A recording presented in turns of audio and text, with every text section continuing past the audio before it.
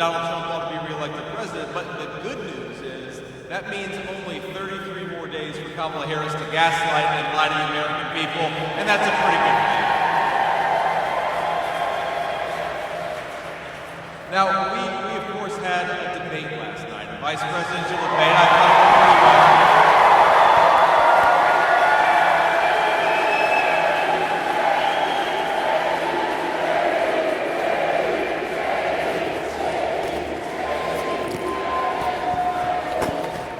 Now, it's funny because, we did this debate, and then I talked to the president afterwards.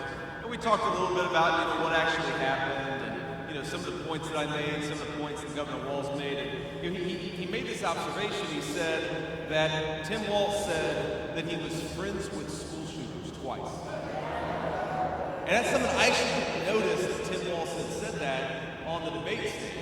And I said, did he really say that, sir? And he said, I'm telling you, man, go and watch the clips. He said he was friends with school shooters twice. And I said that was probably only the third or fourth dumbest comment Tim Walz made that night. Because look, I gotta be honest, I feel a little bad for Governor Walz. And the reason I feel bad for him is because he has to defend the indefensible. And that is the record of Kamala Harris. And think about this. For the past 8 weeks, Kamala Harris, who never won a Democrat primary vote, has gone around the country saying that she is on day one going to tackle the affordability crisis that's making it hard for you to afford groceries, housing, and everything else.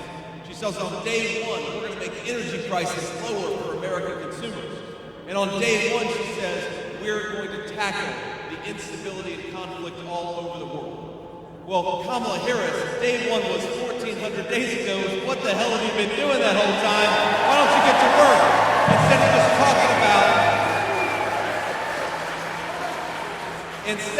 talking what you're going to do? Why don't you actually do it? Here's the thing.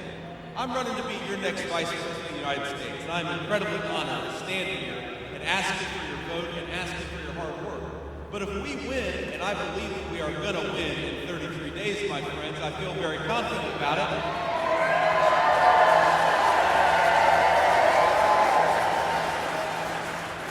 But when we win, the American people will have given me an awesome responsibility to represent them on the world stage, to advocate for Donald Trump's policies, to work with Congress to get things done for the American people. You know, I get sick of having a vice president of the United States for 3.5 years pretend that she bears no responsibility for all of the policies that have made this country weaker, less prosperous, and less secure. And part of our responsibility, part of our job, my friends, over the next 33 days is to remind Michiganders and everybody else that yes, Kamala Harris is at fault for the Inflation Explosion Act. Yes, Kamala Harris is at fault for the explosion in federal spending that drove inflation through the roof. Yes, Kamala Harris is responsible, as the borders are, for the wide open border. Kamala Harris has been in power. She caused the problems. We're not going to entrust her to solve the very problems that she created. We're going to entrust Donald Trump with the presidency of the United States.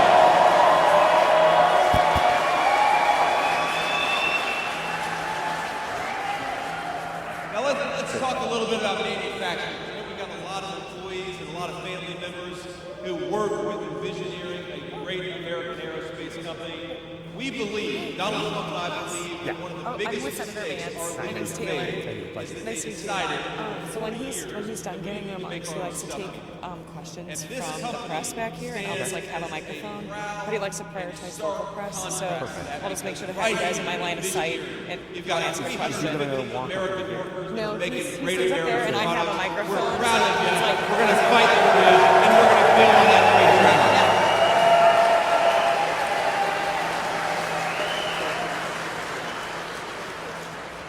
You know, my papa was a union steel worker for almost 40 years. And the steel mill that employed my papa had almost 10,000 jobs at one point. Now it's got about 2,000. And the steel mill, that's what we're really lucky because a lot of those great American steel producers, they didn't just shed 8,000 jobs. They went out of business altogether. And why did they do it? They did it because other countries used literal slave labor to undercut and destroy our industries. And Donald Trump, if we stand for anything, we stand for an end to that practice. We're going to build more in America. We're going to manufacture more in America. We're going to make more in America, and we're going to do it with American workers and build American prosperity in the process. That is our promise. That is Donald Trump's solid promise. Hold on, I got a question. Are we all will get a chance to ask a question, or are you just going to select? Of course, Visioneering is a great Really, like, I don't know how long. We got a lot of proud industries in Michigan and a lot of proud industries that are not thriving thanks to Kamala Harris's policies. Now, where did we go in this country where you've got Kamala Harris who wants to tax working people I don't know how long. so that rich people So again, to subsidize rich it's more like I people want to make sure to you guys buy are electric first. vehicles So then, made in if China? you cut, if Is that you a good like, idea? ends up like, all right, I gotta go. At least the locals get it Absolutely. first. It's not a good So yeah, idea. so just find me. I Now will here's be the thing, right here. my background, like I said, Because before the event, I got a chance to speak to some of the folks and ask them like what kind of questions, if you had an opportunity, what kind of questions you asked them. So, like I would like to use those questions. Yeah, sure. I'll make sure that if you guys want to go first, like I will be right here. Perfect. one word that was bullshit. And is there like any protocol that we should know about in terms of? No. No? I just hand over the microphone, and if you want to say like, hey, I'm Charlie from Fox to Detroit, or like, and just say your outlet, it's like it's local. Buckeye, it's hard for me It's to typically admit. nice. Okay, perfect. It is hard for me to admit how good Yeah. you are. All right, done. Okay, I'll 1, 2, Google. and then we'll do the other. We'll go down the line. All right. Locals. Thank you. You've got to drive electric vehicles made in China. Why don't we send this message? This is America. Drive whatever the hell you want to because we believe in freedom and we believe in choice in the United States of America.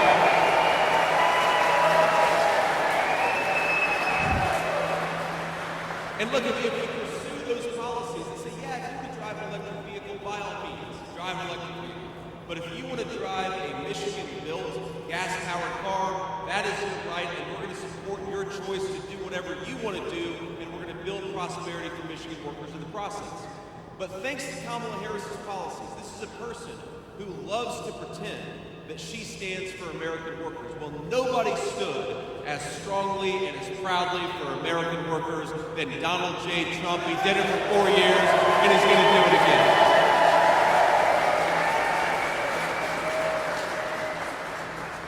So just in the last few years under Kamala Harris's leadership, I'm going to read this to make sure I get my facts right. Stellantis announced that it was going to lay off 2,500 Michigan auto workers who make the Ram 1500 Classic. What a disgrace that is. A great American automobile, and those jobs are going to get destroyed and either replaced with factory jobs in Mexico or completely eliminated altogether because Kamala Harris doesn't want to empower Americans to buy Michigan-made automobiles. Last year, GM let go 1,300 Michigan workers at 2 separate facilities. And Ford is currently rolling back a lot of its EV production because a lot of Americans don't want to buy EVs, they want to buy the cars that they want to buy. Now, why are we doing this to our own workers? Why are we doing this to our own industry? Why are we doing this to our own country? Because Kamala Harris has decided that she's going to pursue policies that make her donors, her green scam donors, rich, and she's going to impoverish a generation of Michigan auto workers. I say, hell no. Let's empower and enrich Michigan auto workers with the leadership of Donald Trump.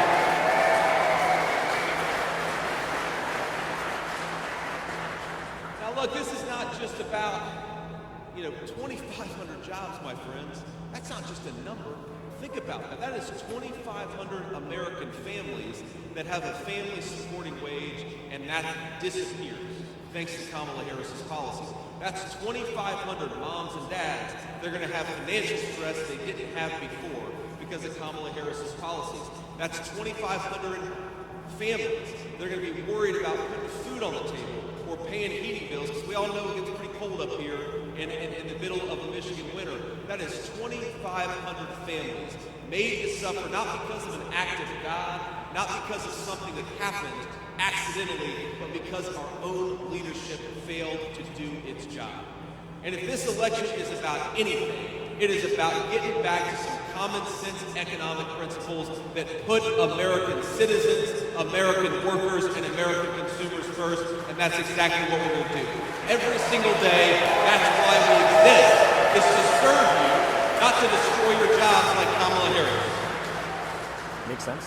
Now, of course, remember, the promise that was made, Tim Walz made this argument last night, and one of these things that really, really annoyed the hell out of me is he said, well, look, here's this economist who says that Donald Trump's plans are going to lead to higher inflation.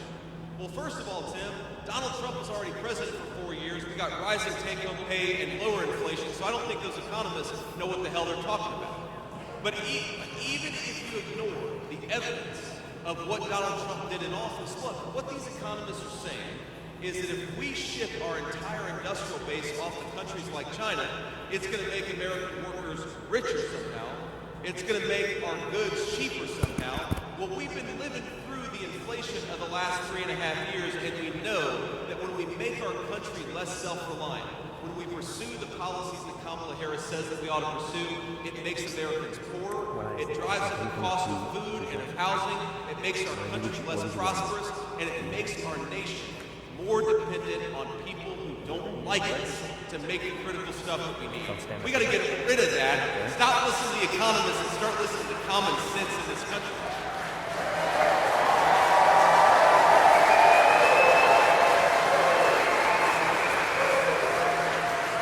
But think about this. They said, here's the deal.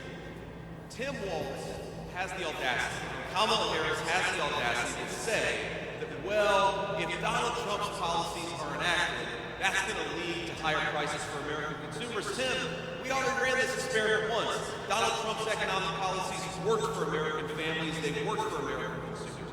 But here's the thing. Think about this. If a Chinese company wants to hire a literal slave laborer making $4 a day, and they want to import the goods made by that slave laborer, then it's going to make Americans poor. Because, of course, we shouldn't expect American middle-class workers to work for a slave wage in China.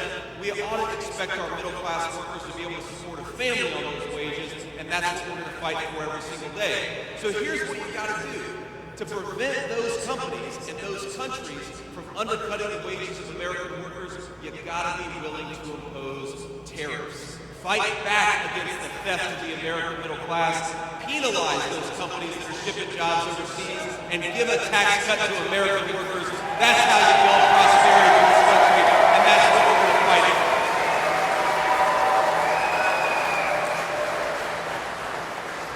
And let's just recap what Kamala Harris's policies have actually done.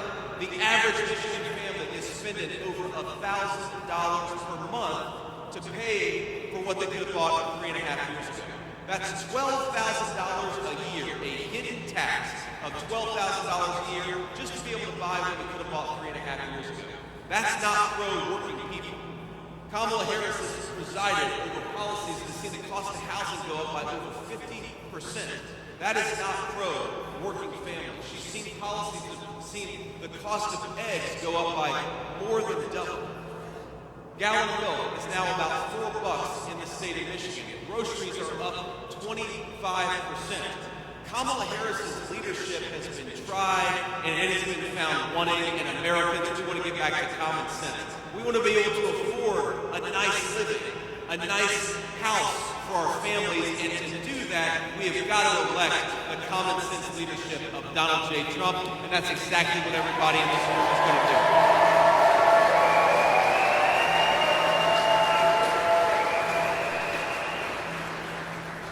Talk about just something else. You know, credit card delinquencies are about 9% right now. That means a lot of American families are sacrificing. They're not paying their credit card debts so they can afford groceries or they can afford the mortgage. What a disgrace and what a sad commentary it is on Kamala Harris's economic policies that you've got hard-working people who are doing everything that they can to provide for their families, and they're falling further behind. Not because they're not doing their job, but because Kamala Harris isn't doing hers.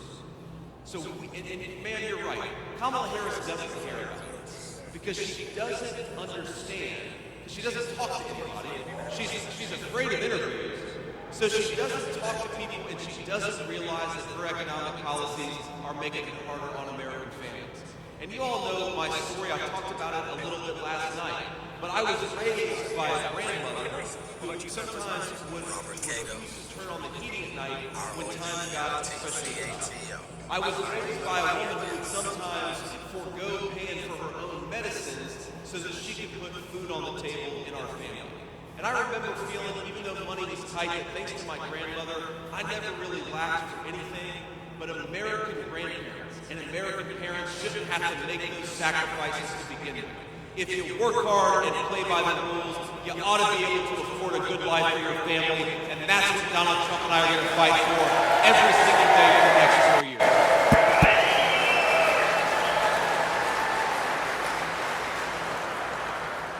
And I want to talk about one more issue. We're going to, of course, take a few questions from the reporters, but I want to talk about one more issue. Because the American media, and especially Kamala Harris and Tim Walz, they don't want to talk about how this illegal immigration crisis is a theft of the American dream from American citizens. And we see this in small communities, we see this in big cities all over our country.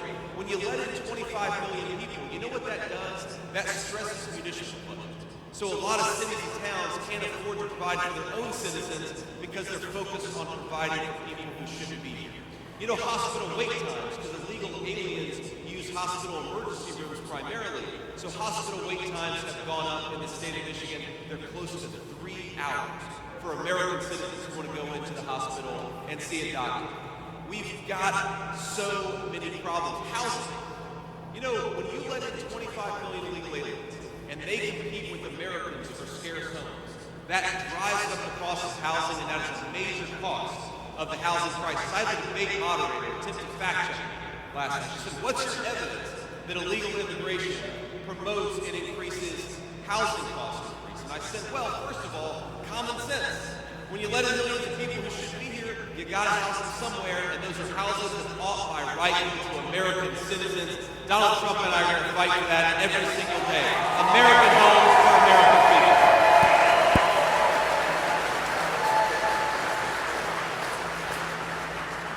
But there's also, to talk about Tim Walz's economist that he loves to cite, our own Federal Reserve has commissioned a study that shows that when you let in a lot of illegal aliens, it jacks up the price of housing. So how about this simple principle?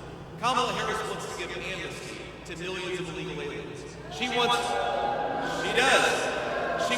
bankrupt Medicare by giving Medicare to illegal aliens. Do we want that? She wants to bankrupt Social Security by giving Social Security to illegal aliens. Do we want that? Here's the Donald Trump plan, and here's the Donald Trump message to illegal aliens in this country. In 6 months, pack your bags because you're going home. That's what we want.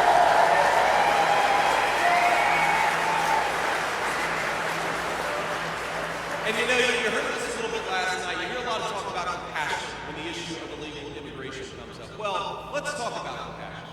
Because I'm the father of 3 beautiful young kids. I don't think that it's compassionate to empower the Mexican drug cartels to engage in sex trafficking along our southern border.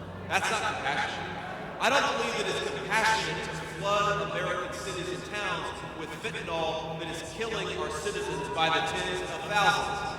I don't believe that it is compassionate to allow our southern border to become a drug trafficking and business zone for some of the most evil and terrible people in the world. You know what's compassionate? Closing that border down and putting the interests of American citizens first, and that is what we're going to do.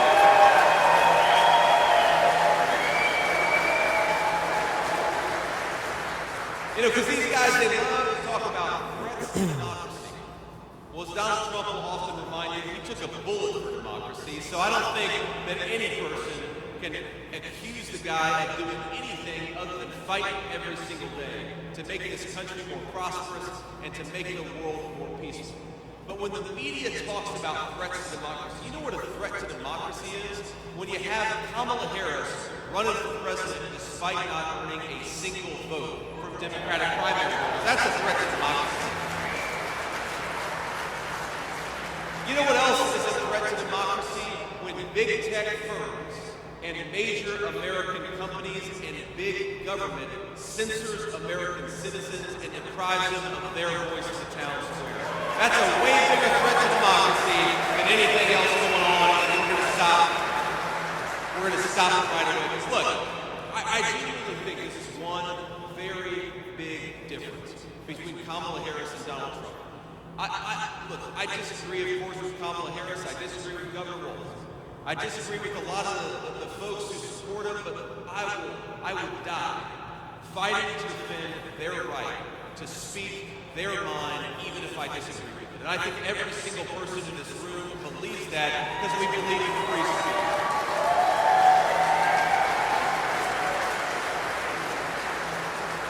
And as a person who was raised by a couple of working-class, blue-collar Democrats, I want to say to every Democrat who's watching at home, every Democrat who's in this room, you are more than welcome in Donald Trump's Republican Party. We're the party of common sense.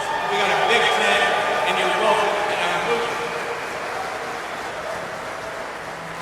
Because whether you agree or disagree with us about tax policy or regulatory policy, I think a lot of Americans are saying they're sick of the censorship. They're sick of being told what to think and what to say. They're sick of being told that they're not allowed to be friends with people they disagree with politically, and they're sick of tired of being told by the government to shut up. Because we believe in the First Amendment in this country. You have every right to petition your government and tell them they're screwing up, and that's exactly what Kamala Harris is doing.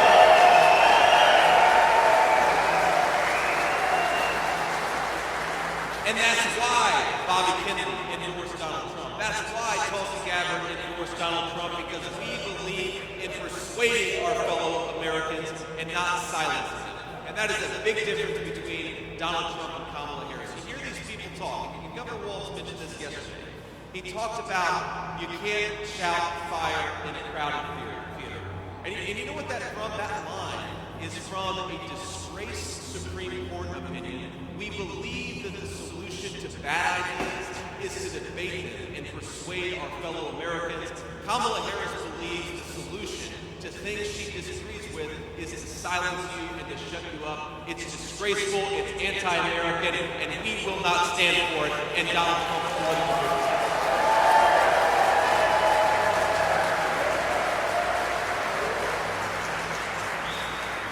So I want to close before I take some questions from the media, and I just want to remind you that we got to look through Kamala Harris's lies. She talks about all these great plans she has.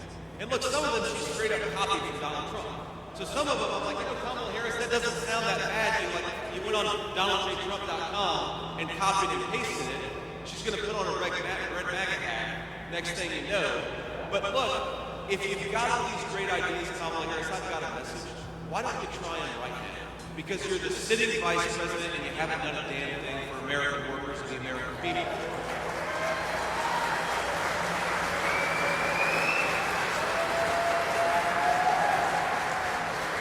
The sitting vice president cannot say on day one, we're going to tackle the affordability crisis. Day one was 1,400 days ago, and your policies caused the affordability crisis. She can't say on day one, we're going to make our borders more secure, because she's been the border czar for years, telling Americans that the border is secure. She ought to do something about it now instead of lying and gaslighting the American people. She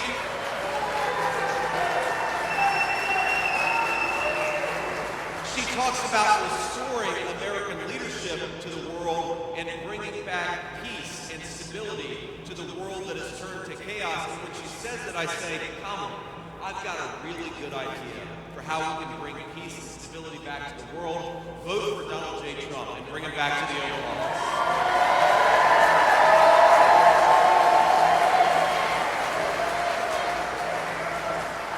So to all of you who are here, and all of you that are watching and will see some of the clips of this later on, I just want to tell you that we have the greatest country in the history of the world. We've got flying in here, trust me, as a Buckeye, it is hard to admit it, you've got one of the most beautiful states in the entire United States of America, especially this time of year. I love being this. We've got the best natural resources, the best people, the best workers, the best history anywhere in the world. And I know a lot of people feel like the American dream is out of reach. I know a lot of people feel like it's gotten way too expensive to afford food and energy. It's gotten way too expensive to pay the rent. And I just want to tell you, please, do not give up on this country. Because as broken as the leadership of this nation is, it's going to change in 33 days, but only if we get out there and work for it.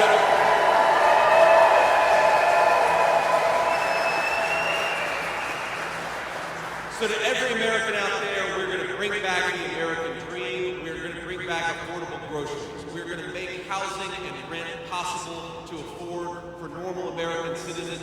We are going to cut the border crap out and close down that border. We're going to bring the American dream back, but only if Donald J. Trump is back in the White House. We've got 33 days. Let's make it happen. Let's fight for it. Let's work for it. And we're going to make him the next president. So, let's take a few questions from reporters, and I always like to start with the local reporters first, and then we'll do the national folks if we got time afterwards. Senator Vance, first of all, congratulations on last night's debate. Thank you. I did get a chance to speak to some voters here before you stepped on stage. I spoke to Jeffrey and Bert, and they said that they loved how the debate was civil and policy focused. But then I also got some opportunity to speak to voters outside of the event, and I got a question from Robert from Pontiac, and it's a two-part question. I hope you can answer it. Sure. So the first part is, with issues where Americans are divided, if elected as the next vice president, how will you bring folks together, especially from the other party? And if there is an issue you disagree with Donald Trump, how will you make your voice heard for the people? Well, so you said the person who asked that question is named Robert? Correct. So my message to Robert on the first question is, look, I think that the reason this country feels so divided is because of failed leadership and nothing else.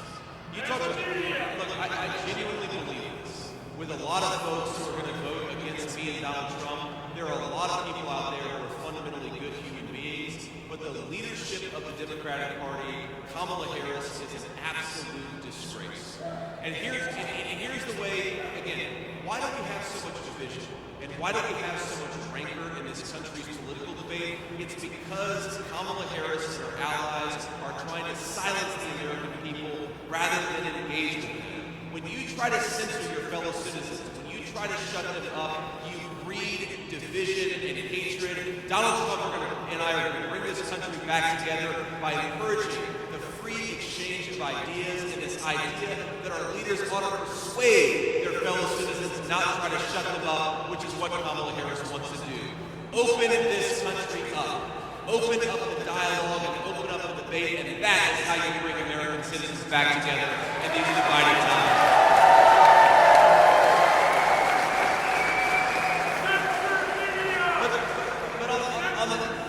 On the second question about what do you do when you disagree with Donald Trump, the answer is, first, Donald Trump is at the top of the Republican ticket. He can be the next president of the United States. I've got two responsibilities.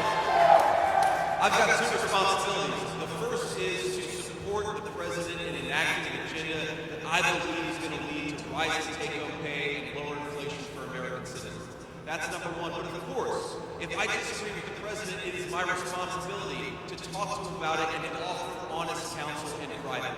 And one of the things that I love about Donald Trump is that he takes advice and feedback from everyone. As much as,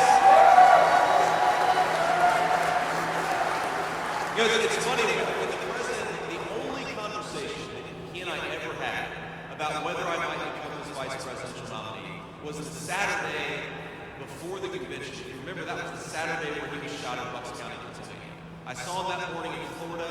We ended our conversation, we hopped in a plane and flew to Pennsylvania, where, of course, an assassin nearly took his life. And you know what the president told me? He said that he talked to everybody about who his vice presidential nominee should be.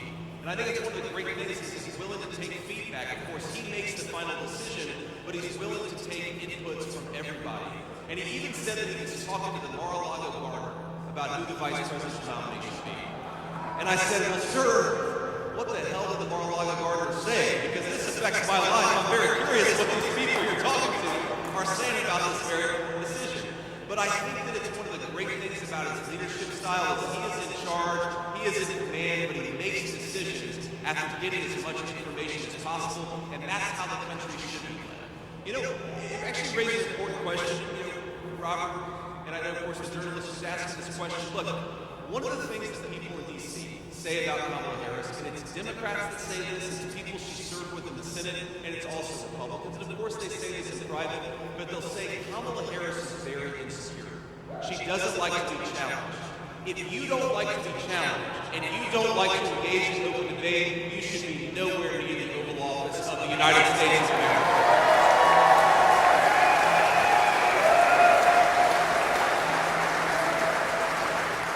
Next question.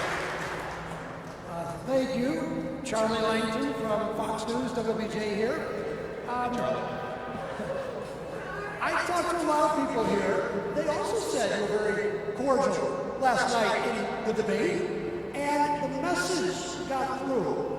But compare your style to Donald Trump's style, where he was a little aggressive. Do you think that Donald Trump's message sometimes is lost because of his aggressive style? No, Charlie. I think, first of all, there is a media caricature out there of Donald Trump that is so different from the man that I've come to know. And I think that, when he called me last night, you know what he said? He asked me how my wife was doing. And he said, you just had a hell of a debate. I'm sure that you were nervous. You had every right to be nervous, but go and have a nice meal with your wife and go and enjoy this moment. Like, that's the Donald Trump that I know. People say,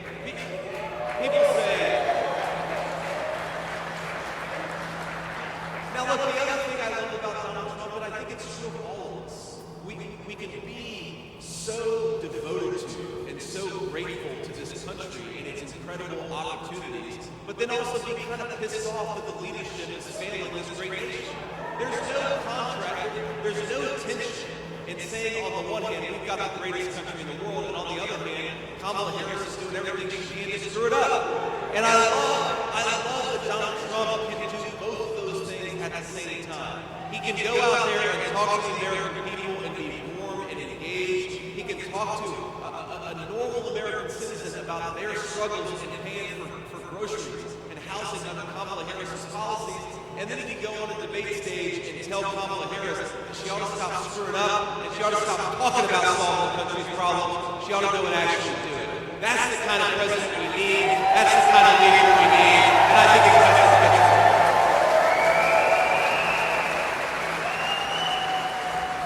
Next question. Hey, Senator. Craig Mauger from the Detroit News newspaper. You were talking about your opposition to EV mandates. My question is, do you think the government should have any role in incentivizing, providing financial assistance to battery plants, to electric vehicle plants? Michigan is poised to benefit from some of these investments. Will you allow those to go forward? Will you try to interfere with those? Thank you. Look, I think there's certainly a role, and I believe this, and Donald Trump believes this, in encouraging innovation. But there's a difference between promoting innovation and sending hundreds of billions of dollars to favored industries that make their products in China. These are two very, very different things. And here's the problem with a lot of these EV mandates is that this money was supposed to go to American workers, but Kamala Harris's IRS found every way possible to allow that EV subsidy to go to manufacturers in China and not in the United States of America. And here's the other problem. It's not just auto jobs that we're worried about here. Think about all the people who make carburetors. Think about all the people who make transmissions. There's an entire supply chain in the auto industry that China dominates when it comes to EVs and in America dominates when it comes to gas-powered cars. So before we go and subsidize the EV industry, let's open up the American supply chain for that industry so that American workers and American consumers benefit. All of the minerals, all of the rare earth materials, a lot of the battery technology, a lot of the supply chain for these electric vehicles is made in China. And with the one hand, Kamala Harris wants to make it harder to build that supply chain in the United States of America. And with the other hand, she wants to send money into an industry that's built in China. It's disgraceful, and we've got to stop doing it. Invest in American workers, not in Chinese workers and Chinese firms.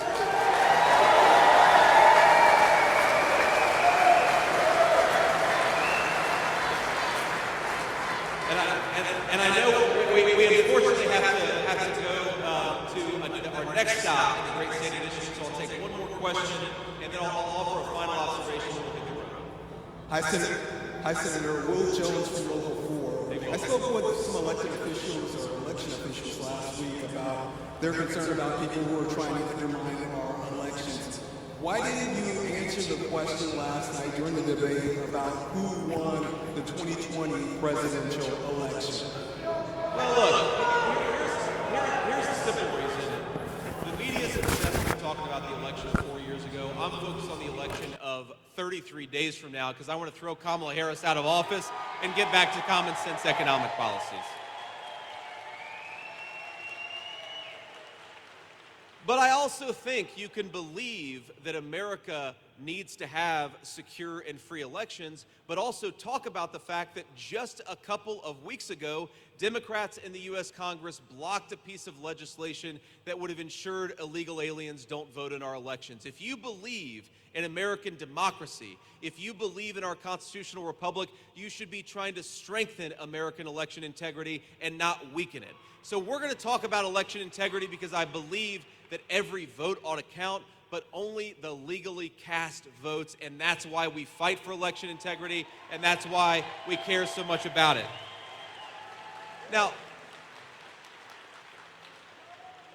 this actually leads me into my next point, because I want to talk about, look, Democrats, whether they agree with what Donald Trump and I say about some of the criticisms we have, for example, I think that we make it way too easy for people to fraudulently vote in this country, okay? I think that we should have passed the SAVE Act that would have ensured illegal aliens don't vote in our elections. Apparently Kamala Harris disagrees because she fought that legislation every step of the way. But the reason why Kamala Harris should actually sign on with our pro-election integrity efforts, things like common sense voter ID, is because it gives the American people confidence in the most important thing that we do when it comes to our government, which is voting.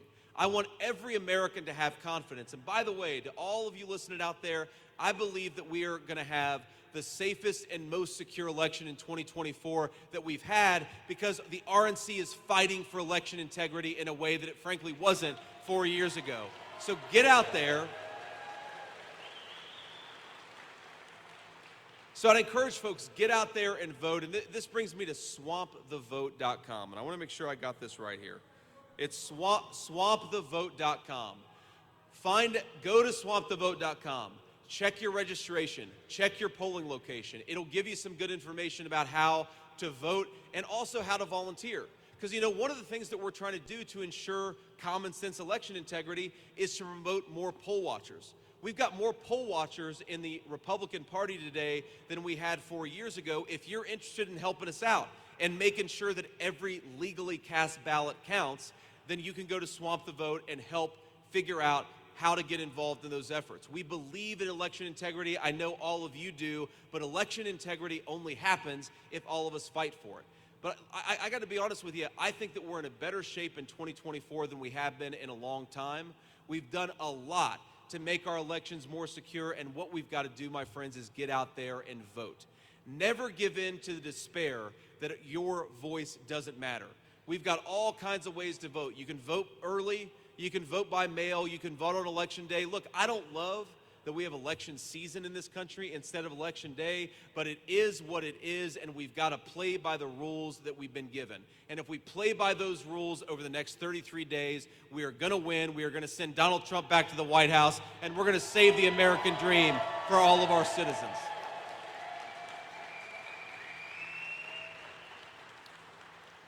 But let me say one final thing here, and I want to point out a couple of people that I didn't mention at the top, but first of all, you guys have got a great Republican chair in the state of Michigan, Pete Hoekstra. Pete, please wave and say hello.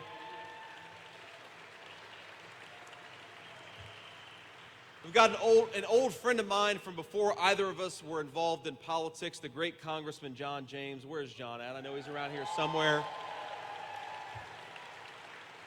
John's got a beautiful family, and he's been a great advocate for the state of Michigan. I hope you guys re-elect him, and I believe that you will. But let me just say this final thing before we got to hit the road.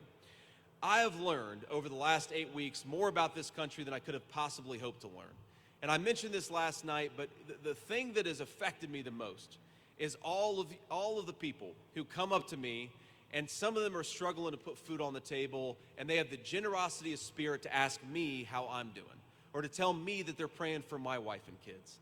And it makes me realize that we have got the greatest country in the world. So I don't want us to ever get so frustrated with our leadership that we forget that we've got the best people, the best jobs, the best workers, the best natural resources. The only thing that I believe is broken about this country is the failed generation of leadership of people like Kamala Harris. So you have not just an important opportunity, we all have an important responsibility to return the people's government back to the American people, to have a president who puts the interests of America's citizens first, to close the border, bring down the cost of groceries, make housing more affordable again, and to make sure that the American people have a government that serves and fights for them. 33 days, let's get to work and make it happen. God bless you all, and thanks for having me.